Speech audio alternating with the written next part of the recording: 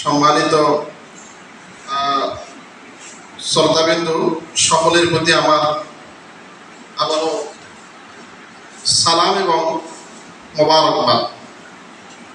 সম্মানিত উপস্থিতি, আজকে বিশেষ একটি পরিবেশে, বিশেষ একটি সময়ের প্রেক্ষাপটে একটি সুন্দর আয়োজনে আমরা উপস্থিত হতে পেরেছি।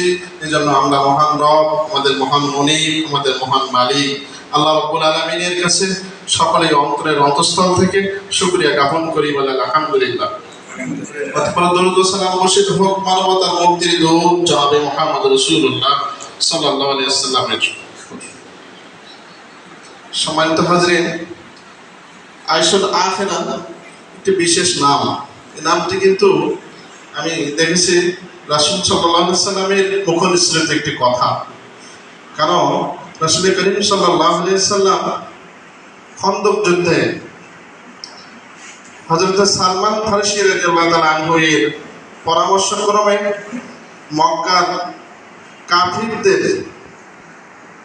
যে তাদের যে বাহিনী মদিনায় অ্যাটাক করতে আসছে, সেই বাহিনী থেকে কিভাবে মদিনাকে সেভ করা যায়, সেই সময়ে আল্লাহ রাসূল সাল্লাল্লাহু আলাইহি ওয়াসাল্লাম হযরত সালমান ফারসি রাদিয়াল্লাহু তাআলা এর পরামর্শক্রমে মদিনায় ডিফেন্স সিস্টেম প্রতিষ্ঠা করার জন্য একটি উপায় পান।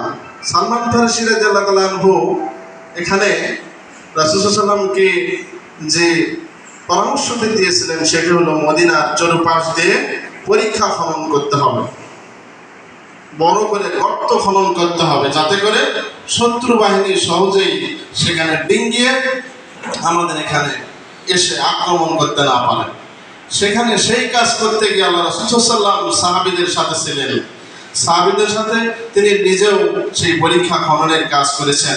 সাহাবীরা আমাদের মতো এত আয়েশি জীবনযাপন করছিলেন না। তাদের খাদ্য ছিল না, তাদের পর্যাপ্ত টাকা পয়সা ছিল না, কিচ্ছু ছিল না। তারা না খেয়ে তারা এই পরীক্ষা খনন করেছে।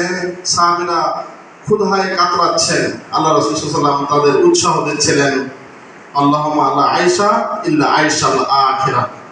হে সাহাবীরা, তোমরা হতাশ হয়ো না, তোমরা এখানে